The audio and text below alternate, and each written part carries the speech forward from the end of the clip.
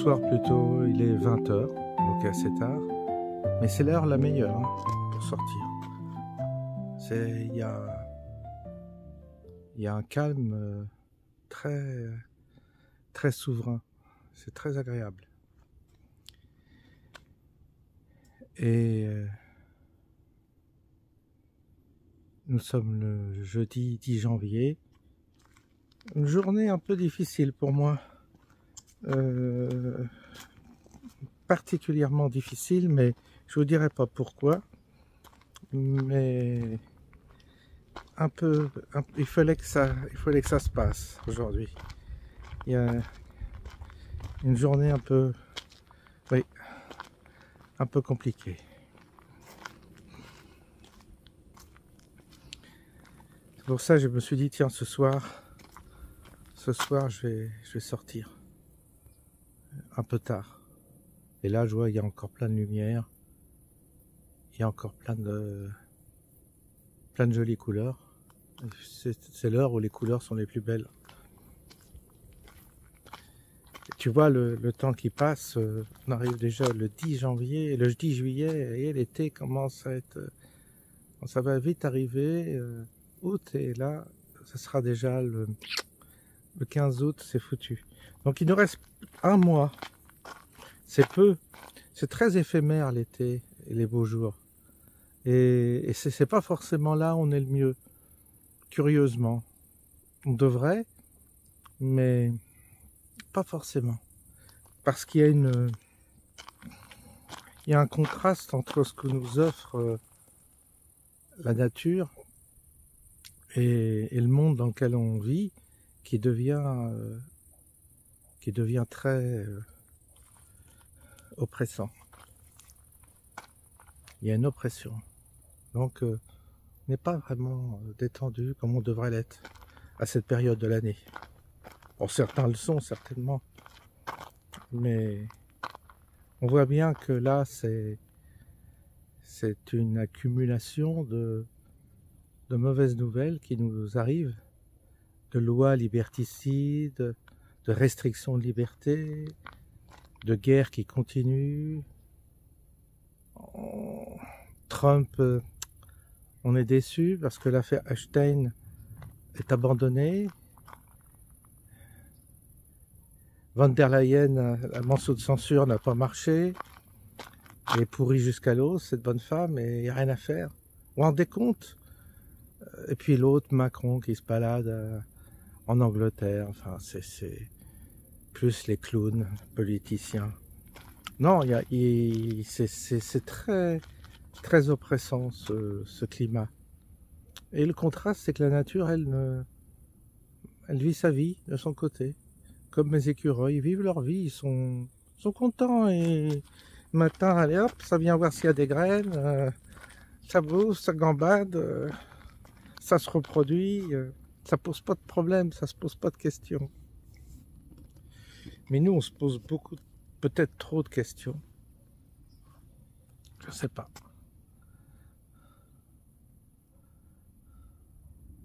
Ah, c'est compliqué de trouver la bonne fréquence. C'est compliqué. Il y a quelque chose de lourd, quelque chose de très lourd. Et on voit bien qu'on est pris dans une souricière. Et on ne voit pas comment s'en sortir de cette souricière. Alors les gens se taisent, parce que maintenant il va falloir se taire, étant donné qu'il y a une inflation de suicides, de pendus, de gens qui se jettent par la fenêtre. Il y a une inflation là de suicides. Je ne sais pas pourquoi. Donc les gens vont se taire. Ils vont avoir peur. Et c'est comme ça que l'État profond assoit son pouvoir, par la crainte, par la terreur, par la menace et la violence. La violence.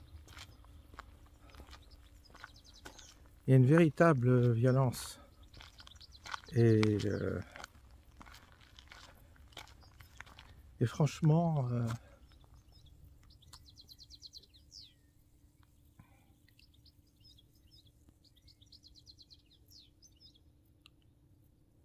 c'est compliqué. J'ai fait plusieurs vidéos avec Jean-Marc Sabatier et je suis dans son livre également. On peut pas idée, il n'y a pas idée, le processus qui est enclenché est absolument effrayant. Et les preuves sont là, quoi. Il n'y a pas à dire. Vous voyez, c'est pas comme si on n'avait pas les preuves, on les a maintenant. Et il y a vraiment une volonté de détruire la population, d'éliminer une partie de la population. Il y a vraiment un programme de dépopulation qui est en route et qui opère. Hein. C'est absolument incroyable. Et ça, avec une tranquillité, un rouleau compresseur, une efficacité incroyable, redoutable, redoutable.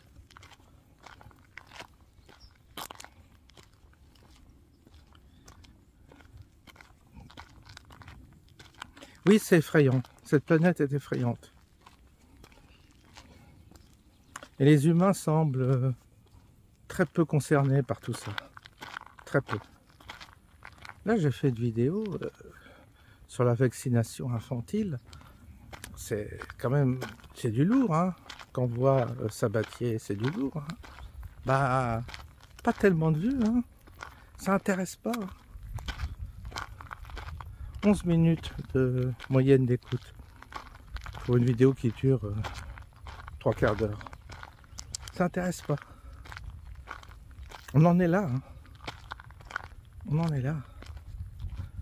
C'est-à-dire que, je sais pas moi, tu as des enfants, tu t'interpelles, tu écoutes, tu poses des questions, tu fouilles. Mais là, rien. C'est incroyable. Incroyable. Moi, je pensais que la vaccination infantile, je me disais, là, on va avoir un bon nombre de vues. Moi, je dis ça pas pour faire de l'argent, parce que, qu'est-ce que tu veux? Tu gagnes 1 euro pour 1000 vues. Alors, tu vois, c'est pas 3000 vues, 3 euros. C'est vachement riche avec ça. Mais non, non, non, non, c'est... Ça prend pas. Ça, les gens vont pas voir les grands-mères, les grands-pères, les grands-parents, les parents s'intéressent pas à ce que va devenir leurs petits-enfants, la manière dont ils vont être traités. On parle de vaccins obligatoires. C'est redoutable de faire ce constat. Puis en plus, toi, on prend des risques hein, en publiant ce genre de vidéos. On se mouille, mais à quoi ça sert puisque ça intéresse personne? À quoi ça sert de prendre des risques pour des gens qui n'en valent pas la peine? Bah non, si tu regardes pas, si tu t'intéresses pas, même à tes enfants, à ce qu'on leur injecte, bah t'as aucune raison que tu te mouilles pour eux. Enfin, c'est logique, non? Surtout que toi, quand t'as pas d'enfants, c'est étonnant. C'est même inquiétant. Mais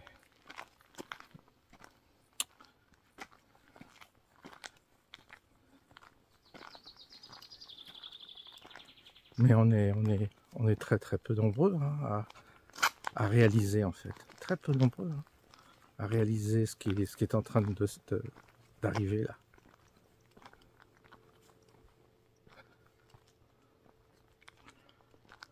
Ouais.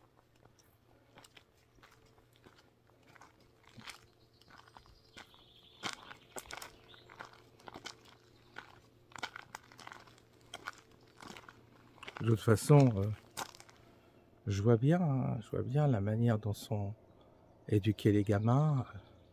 C'est une véritable catastrophe.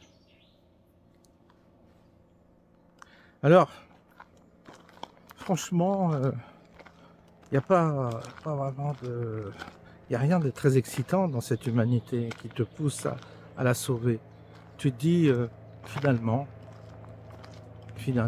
est-ce que ça vaut vraiment la peine de sauver cette humanité? Est-ce que ça en vaut le prix? Parce que c'est bien joli de prendre des risques, c'est bien joli de se mouiller. Mais est-ce que ça en vaut la peine?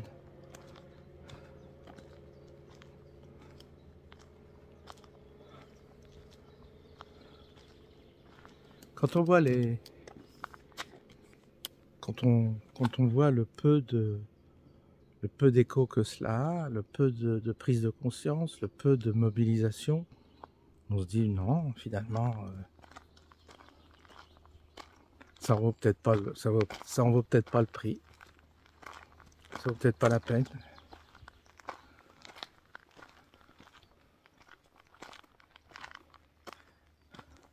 Et en plus, ceux que tu veux sauver, ils te frappent. Et tu leur lances une bouée, ils te la renvoient en pleine gueule. En plus, il y a une ingratitude, mais phénoménale. En plus. Alors, franchement,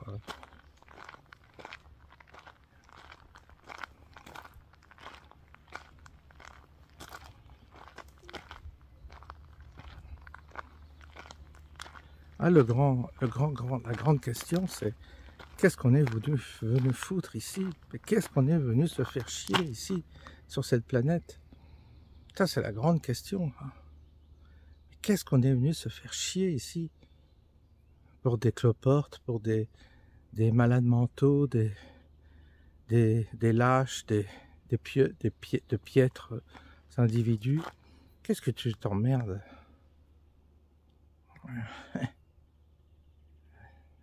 Il n'y a pas à dire. Il y a un moment donné où tu vas te retirer, tu vas dire, bah non, finalement, faites votre travail de liquidateur, liquider. Et puis voilà quoi. Liquider cette espèce, liquider cette l'espèce humaine carrément. Ah oui, ça n'est pas capable de s'informer, de prendre conscience. Il y a plein de biches là. Alors là, je vais vous faire voir, c'est beau.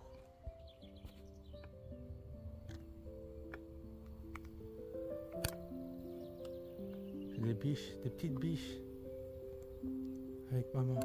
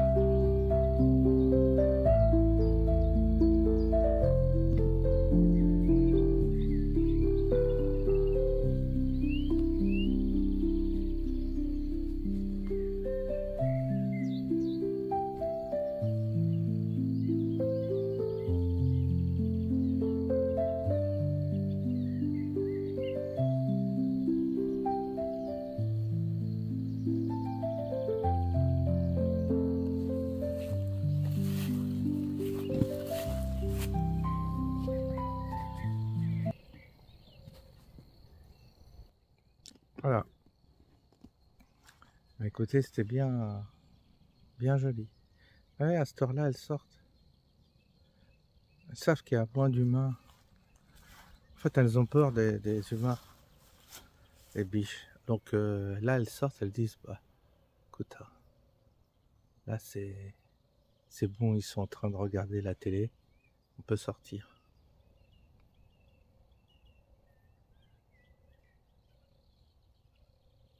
Allez, ça y est, ce soir, ça rebalance. Je regarde le ciel parce que ça rebalance.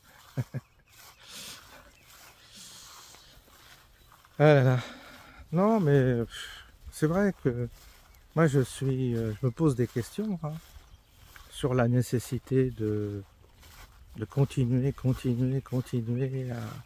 à évoquer toutes ces questions qui sont terriblement inquiétantes et que personne ne semble réagir. Tu parles de la vaccination des enfants. Ça devrait péter les compteurs. Non, ça n'intéresse personne. Bon. Écoutez. En plus, c'est vos gosses, hein. C'est pas les gosses des voisins.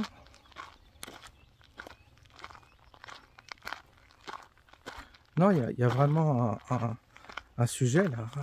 Il y a vraiment un sujet.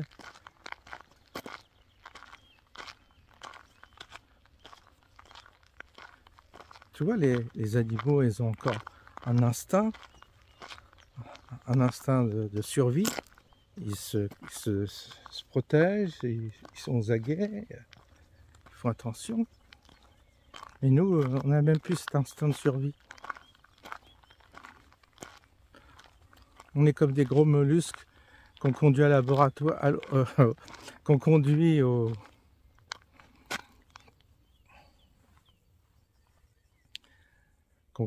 à l'abattoir et ils y vont rigolant. Ils sont en faisant la danse des canards, sûrement.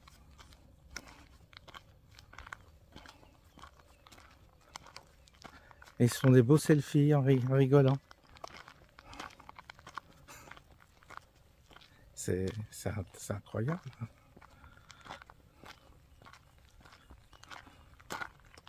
Non, il n'y a rien à en tirer. Rien à en tirer.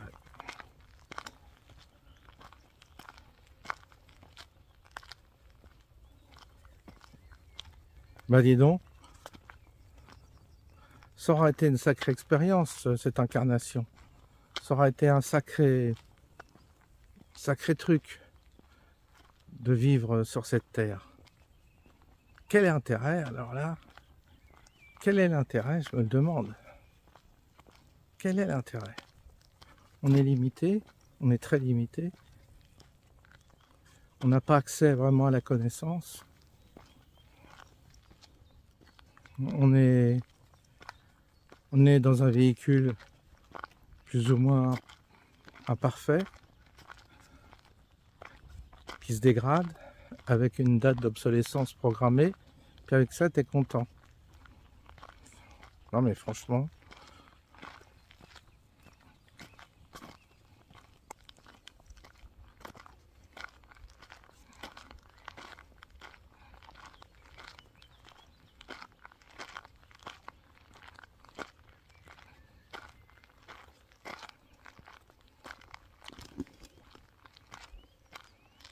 Bon, faut dire que ça passe vite aussi, hein, la vie. Pas non plus, on n'est pas là pour l'éternité. C'est déjà une bonne chose. C'est un passage. Passage délicat. Passage compliqué.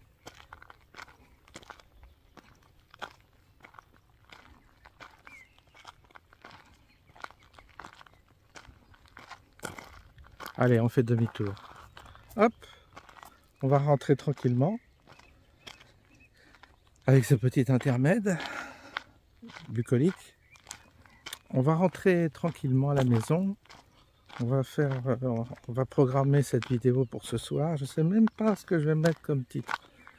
Qu'est-ce que je vais mettre comme titre? Je sais même pas. J'avais envie de sortir, voilà, c'est tout. J'avais envie de sortir ce soir. Et encore, c'est pas le coucher de soleil, hein, ça va arriver plus tard. Là, il est encore puissant le soleil. C'est marrant. Par contre, ça y est, hein, ça commence.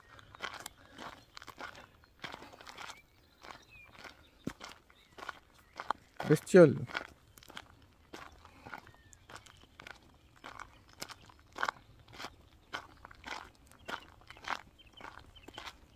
On peut aussi marcher sans rien dire, hein. On n'est pas obligé de parler.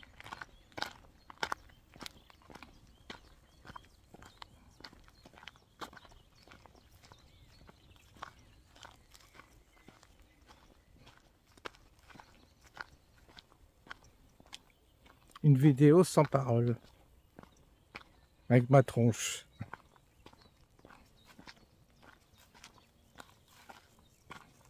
Voilà. Ah. Il y a une bestiole là. Ah bah ça y est, elle est partie. Commence à être attaqué. Pas envie d'être attaqué. Hein. Pas envie d'avoir une piqûre.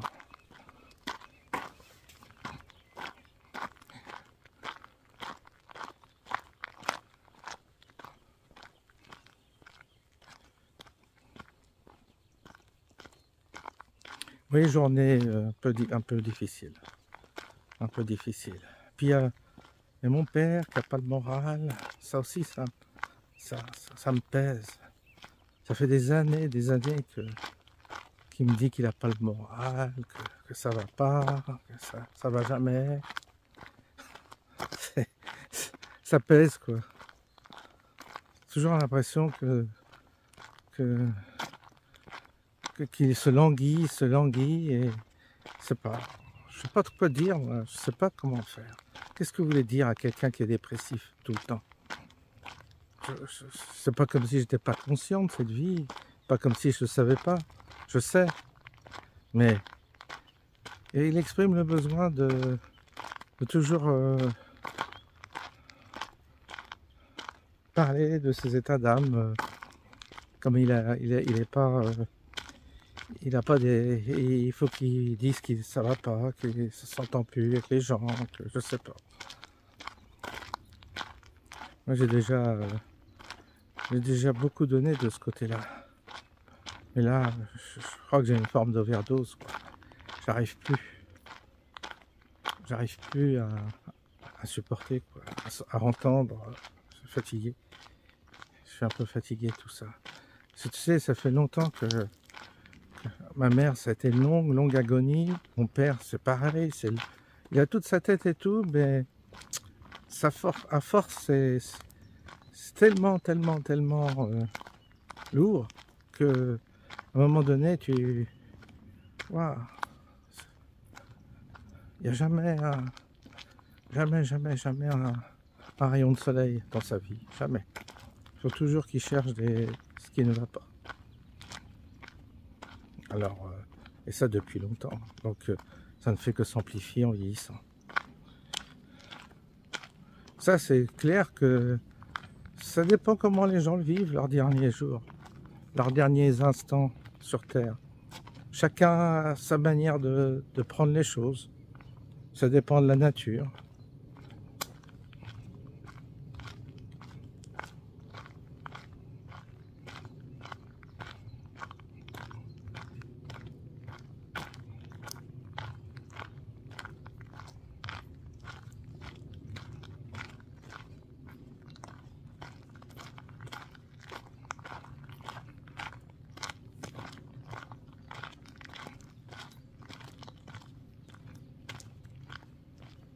Il y a plein de petites bêtes hein, partout.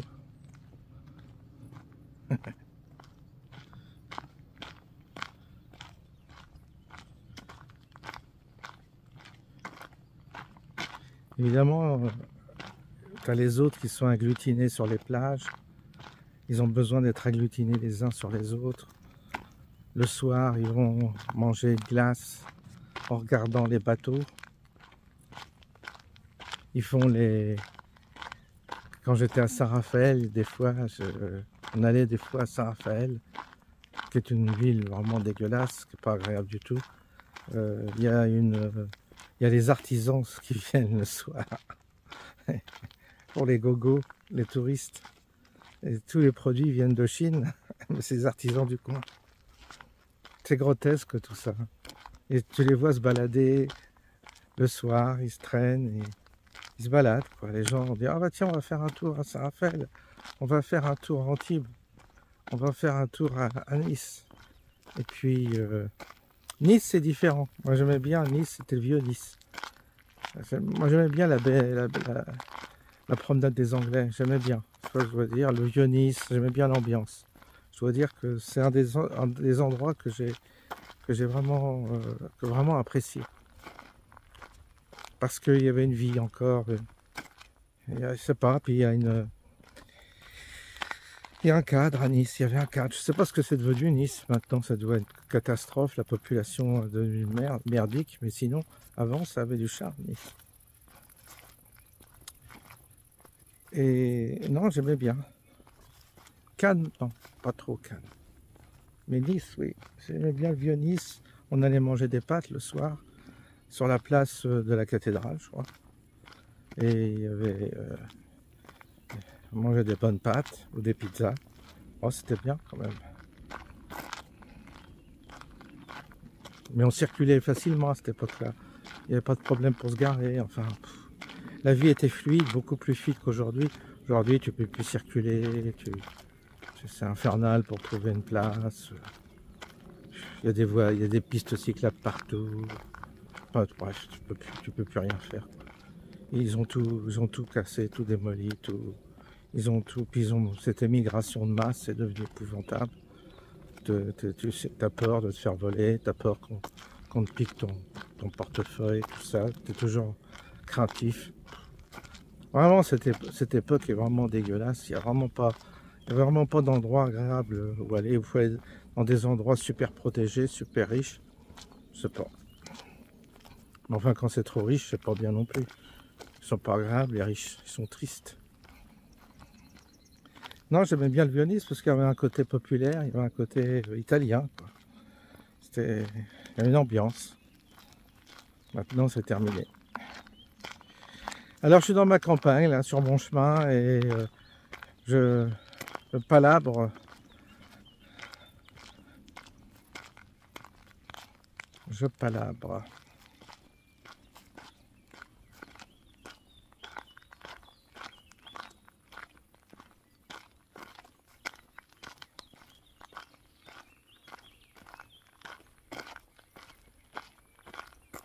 J'ai plus le goût à cette vie. Je crois que c'est ça. Je crois que j'ai plus le goût. J'ai perdu le goût. J'ai vraiment perdu le goût de la vie. C'est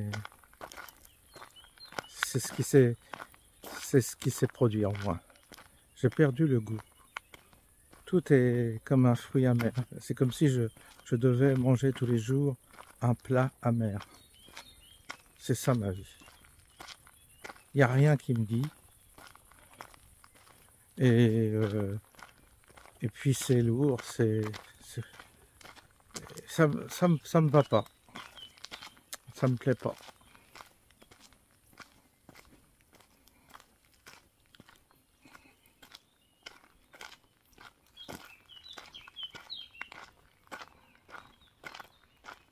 Je suis trop décalé, trop décalé par rapport à tout ce monde. Trop.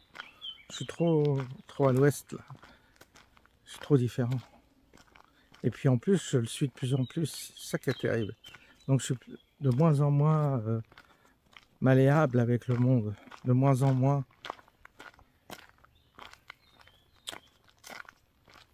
C'est ça qui se passe. Je me marginalise de trop. Vraiment de trop. Et les humains, je les vois tout de suite, je veux dire, je les vois, tels qu'ils sont. J'ai beaucoup de mal avec les humains. C'est pour ça, si j'avais la possibilité de m'échapper quelques instants de ce monde, je le ferais. Si je connaissais une porte, un vortex, pour rencontrer d'autres formes de vie, je le ferai parce que là j'ai l'impression d'avoir fait le tour de l'humanité. J'ai pas de surprise, j'ai pas de... C'est toujours pareil. C'est toujours les mêmes histoires. C'est toujours les mêmes questions. Avec de moins en moins de lumière. De moins en moins de lumière.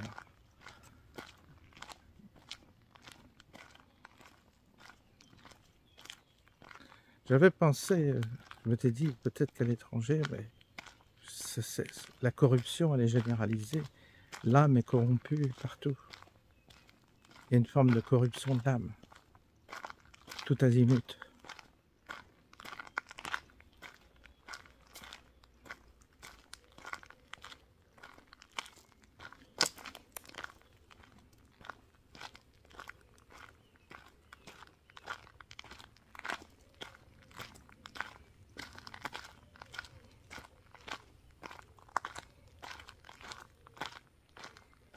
C'est pour ça que, à rigueur, vous voyez, des fois je me dis, ouais, tu prends des risques, mais en fait, je m'en fous un peu.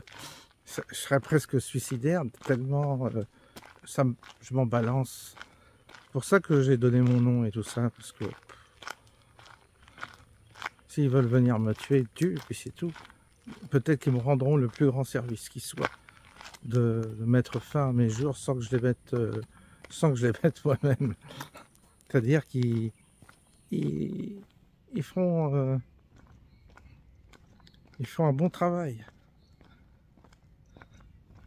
De toute façon, qu'est-ce que tu veux faire? Qu'est-ce que tu veux? T'es emmêlé, tu t'en mêles les pinceaux dans ce monde. Tu comprends rien, tu cherches à comprendre, tu n'y arrives pas, tu ouvres des portes, ça donne rien.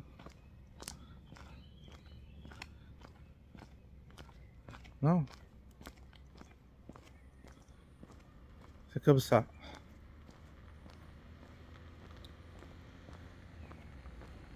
Bien, bah écoutez, je pense qu'il est temps qu'on se termine. Puis en plus, il y a une voiture qui arrive.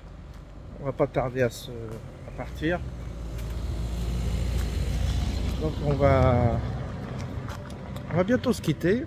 Je vous souhaite une bonne soirée et je vous dis bonne nuit. À bientôt.